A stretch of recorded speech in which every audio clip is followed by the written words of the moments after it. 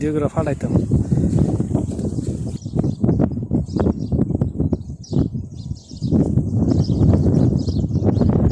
বৃষ্টি তুফানের অবস্থা দেখেন, জেতের অবস্থা। এটি নতুন যেগুলো লাগাইছে আর কি।